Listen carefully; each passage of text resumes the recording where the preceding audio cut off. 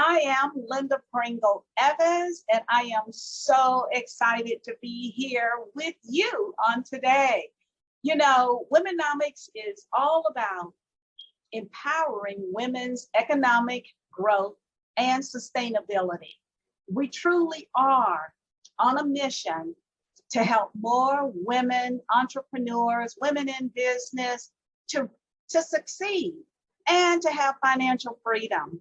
It is so important. That's part of my passion. Part of my purpose in life at this stage is to help as many women as I can to experience financial freedom. That's what I want for you. That is my prayer for you. But before we begin today's topic, which is the influence and impact of social media, how it affects women in business. And I have a special guest here today, Miss Tia Ramey of RM Marketing Communications. But before I introduce Tia, I must always acknowledge Pringle Business Consulting. I would not be able to do this show weekly if it wasn't for Pringle Business Consulting. See, at Pringle Business Consulting, we serve female coaches, consultants, and service professionals to turn their reputation into a six-figure business while experiencing financial freedom. That's what we do. And that's what we are the most proud of, is helping women to see who they are, their personal brand, what is taking their unique talents, gifts, and abilities, her expertise, and shine like a diamond. That's right, shine like a diamond. That's what we do. So again, I thank you for being here with us today. And I want to take a moment now to talk about the beautiful, the fabulous guest that I have today, Miss Tia Ramey.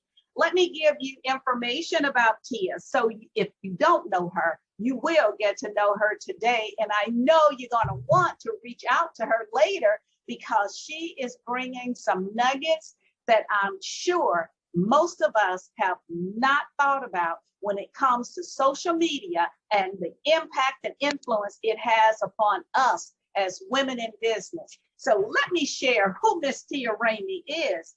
Tia is the president of RM Communications, where she collaborates with award-winning talent and has served many small businesses from coast to coast since 2012 as a marketing consultant and digital media strategist.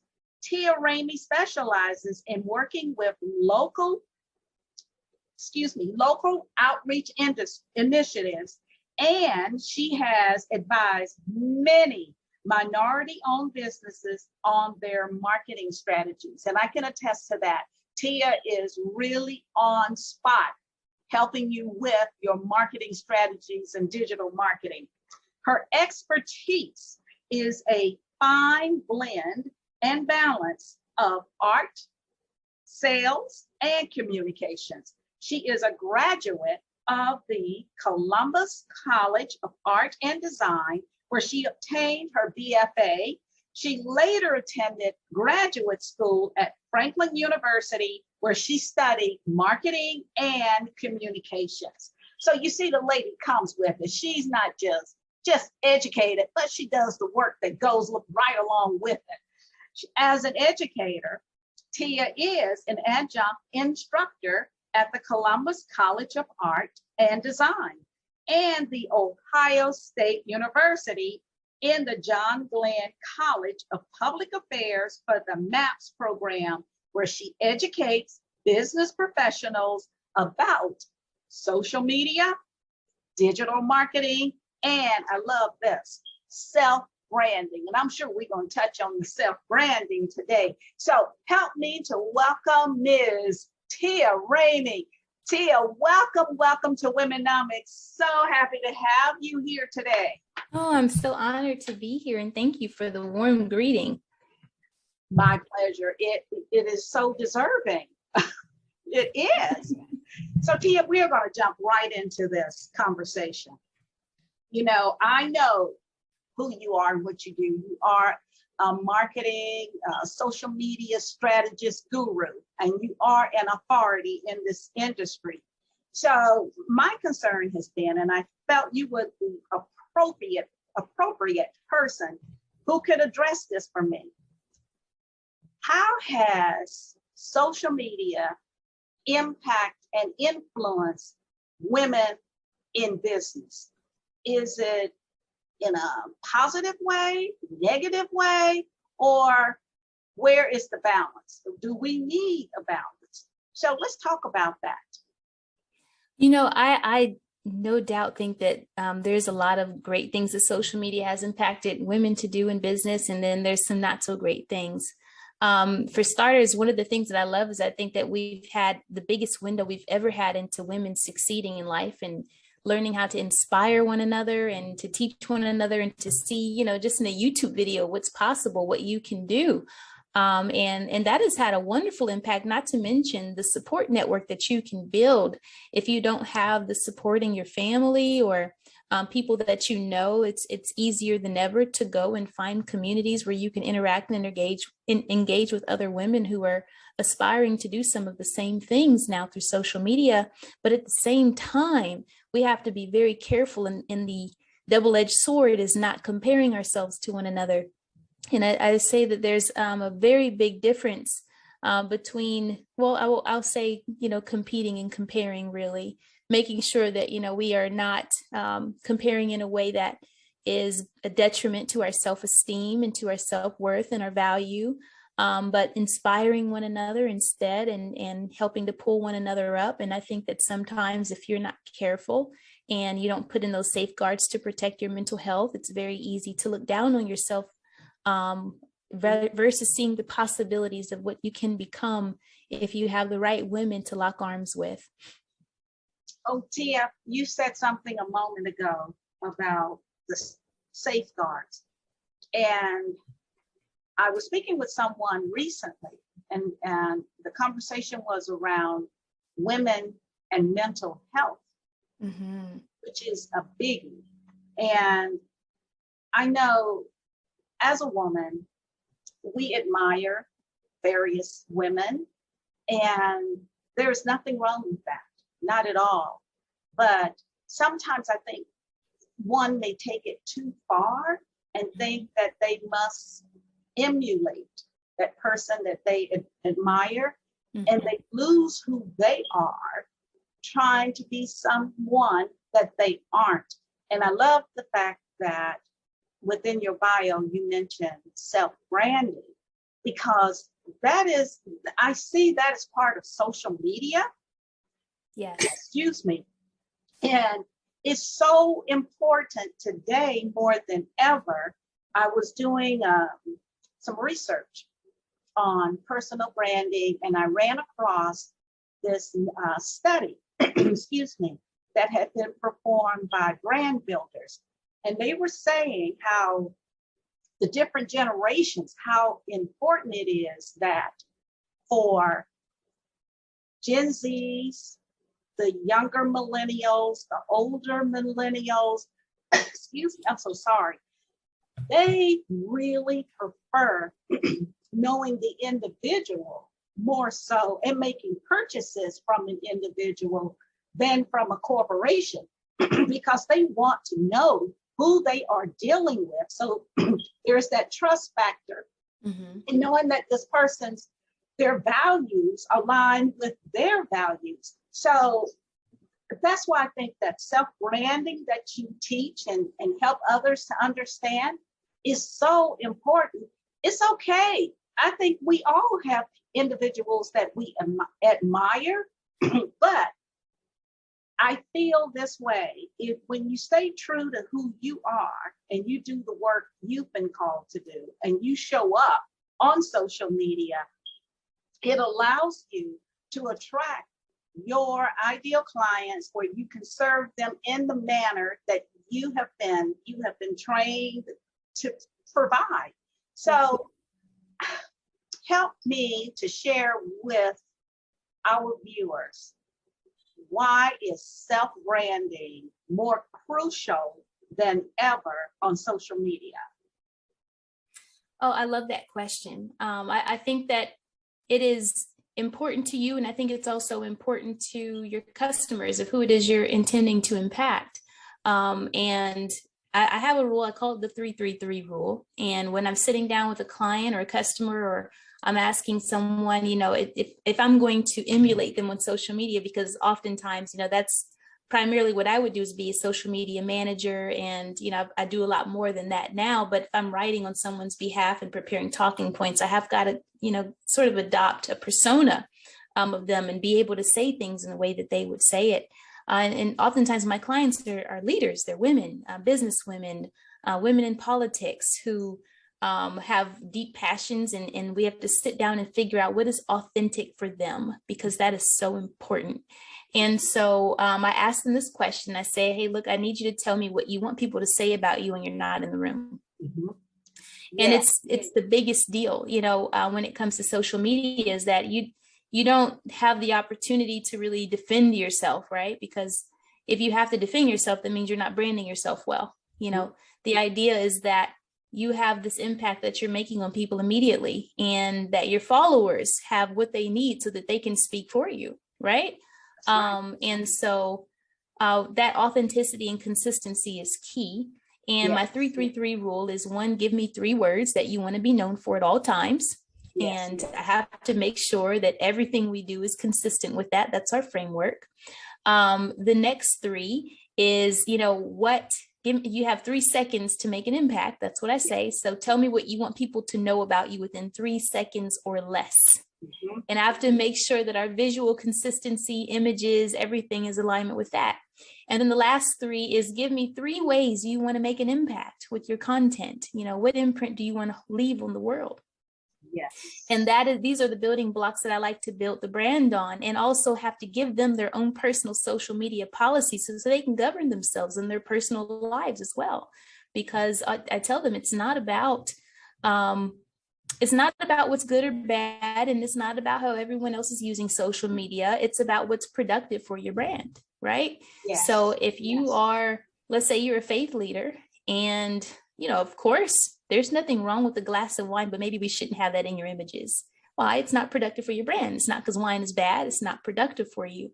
And that's a 3-second impact, 3-second, impression that we have to make to say, what is someone going to see as soon as they see you holding a glass of alcohol and you're supposed to be a well-known faith leader? So I have to make sure they know everything is about protecting the brand, and everything has to be consistent and authentic. And you've got to give me 3 words that you can uphold at all times, and I can hold you accountable for them, and so can everyone else. That is so good, because a lot of times I don't think individuals really think about their perception in the eyes of others.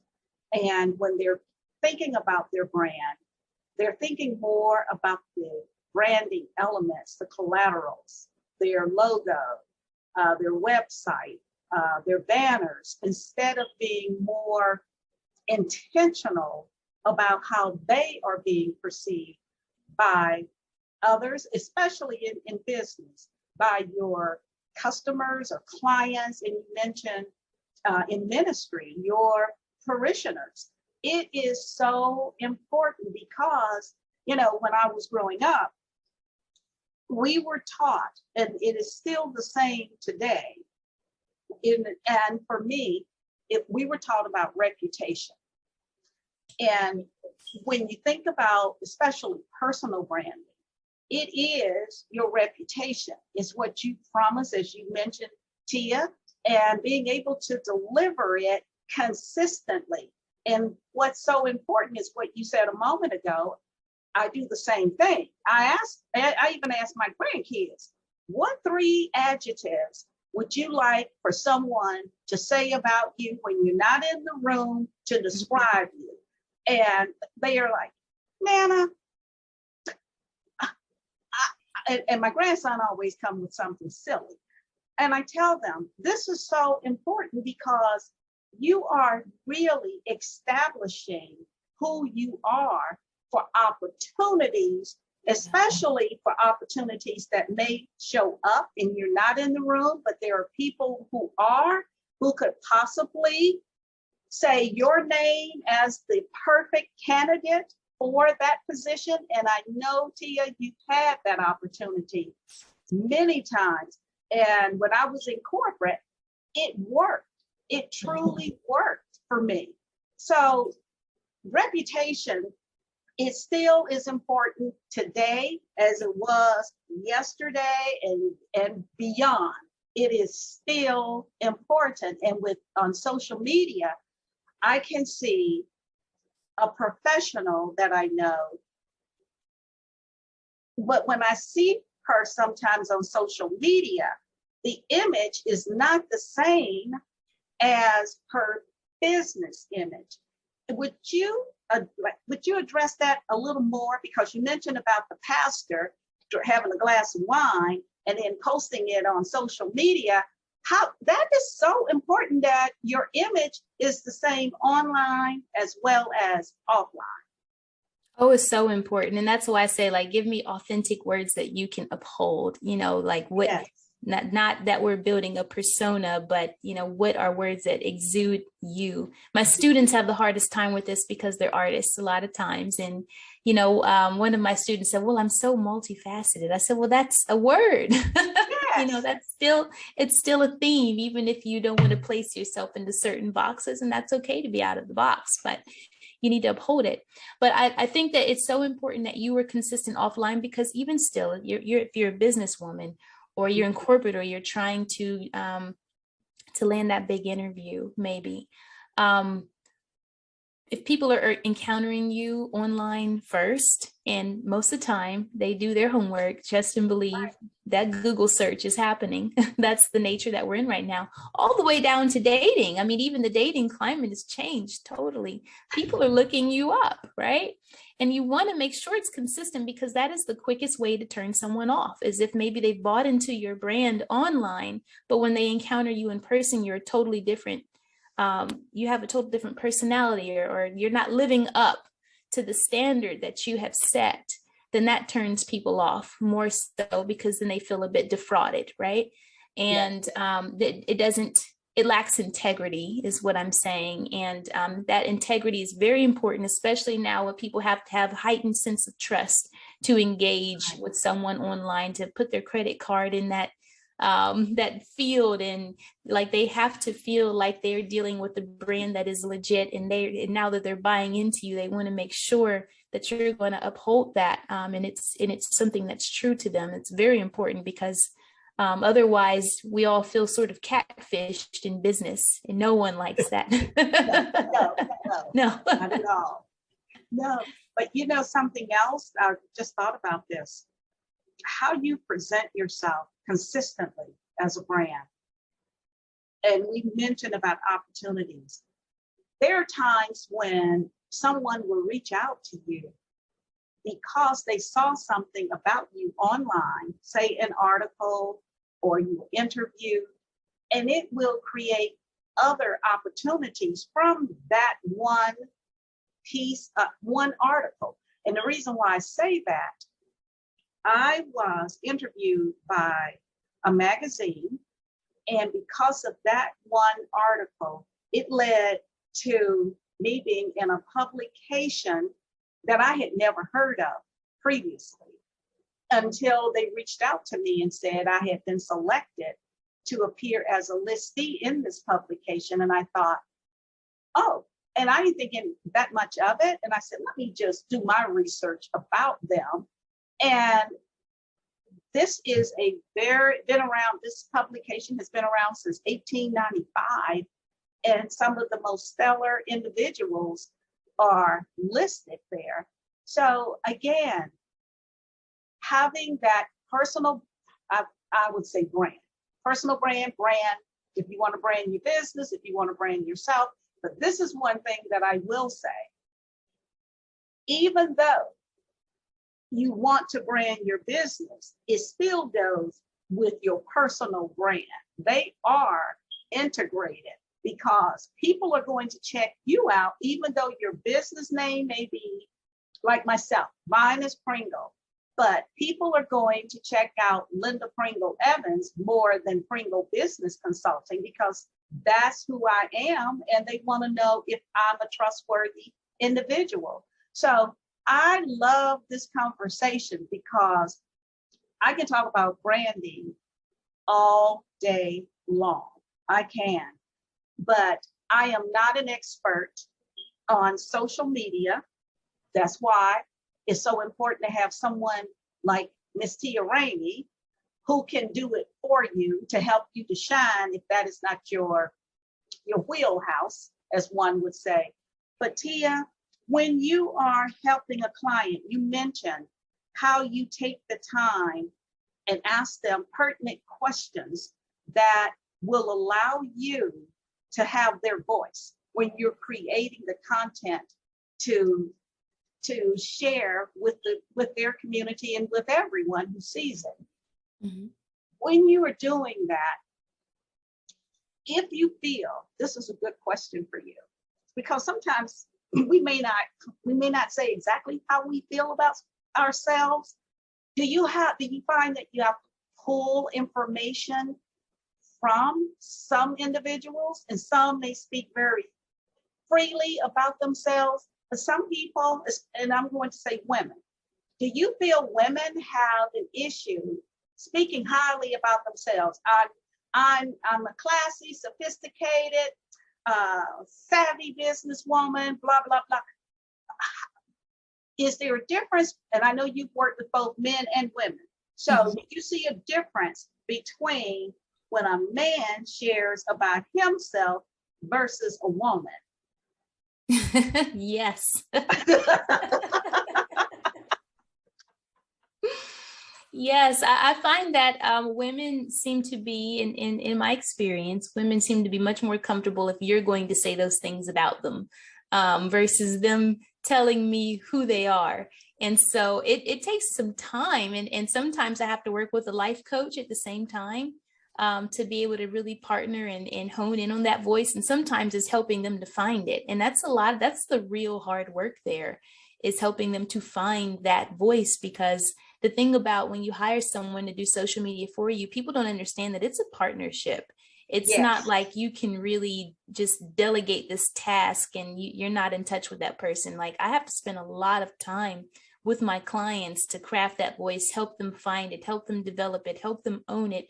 And sometimes I'll write those talking points for them, and then I have to coach them on saying it, on live videos and things of that nature. So it's different with men. With men, I have to kind of dial them back a little bit, and men tend to type into the side of the side of my job that is the crisis communication side, whereas the women, I have to kind of push them out there.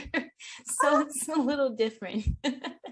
Yes, I remember once when someone shared a story about working for a major corporation, and the major corporation, because of her passion for what she wanted to do to help women, this corporation founder said, okay, I'm going to allocate $1 million for this specific project. Go find the women and get them on board. And she said she went out and she was trying to find the women to bring them in to do this project. And she said, honestly, I did not get one woman to step up and say she would do it. And I said, you're kidding. She said, no. But when she went to the men, they all were like, yes, I can do it. I can do it. And wow. She asked them, what was the difference? Why could they see themselves doing it? Did they have all the qualifications? Did they feel, that, yes, I got everything I need to get it done? And she said, many of the men said, oh, you just tell me what it is, and then I'll go find the right individuals so that we can do this project together. Mm-hmm. And I think sometimes we as women, we feel we got to have it perfect. We got to have everything just perfect before we can execute. Yes. And sometimes we try to do too many things alone. Do you find that as a problem with social media? Do you feel that we like sharing and exposing others as well? I think that the issue that I find with women sometimes with social media, and the part that I have to do to really protect some of those women, especially those who are running for public office or they are in public office, is protecting their mental health and having to protect them from the negativity. And that's a huge issue. Even when I go and I teach classes, like at Ohio State, I just taught, they have this public leadership academy where they have newly elected officials come for the very first time. And so many women came to me after class and expressed to me their concern for the trolls, that are out there. And I think that women just have a different pressure on them when it comes to their safety, and needing to feel safe. And men don't have that instinct where they almost feel preyed on. They kind of take those hits a little bit differently than women do, because women have to be concerned about their safety and their children and those sort of things. And I think that that's part of the hard part with finding women that really want to take the lead and have to make themselves public and out there, is the concern that they have for whether or not they're safe doing it. Wow, I never thought about that as an issue in certain positions with women. And I'm sure even in corporate, there may be some of the same issues when it comes to power and your mental state. I know I've heard, we've had this roundtable discussion about, am I good enough? And it's amazing how many women they are. They're more than capable, but sometimes they still lack that, am I good enough? And want to be affirmed that, confirmed that they are good enough. So, but people like you, Tia, in the roles and the position that you provide is going to help many other women to step into their authentic selves and not be afraid. Because one thing is for certain, and I remember growing up, we used to hear this, sticks and stones may break my bones, but names will never hurt me. Well, names do hurt you. We know people can say some terrible things and it will hurt you. But having that inner being that will sustain you, where when someone or somebody is attacking you, you are able to stand firm and never change who you are. One perfect example was that I can think of right now is, and I'll say this quickly, is when Oprah was doing her show. And I'll never forget, she did the show about beef. And the cattlemen in Texas, because of the show, they said people stopped purchasing as much beef because of Oprah's comments she made on the show. Wow. But Oprah didn't tell people not to go purchase beef. She was just sharing her experience, okay? So they did. They sued her, and she had to go to Texas and fight to defend herself.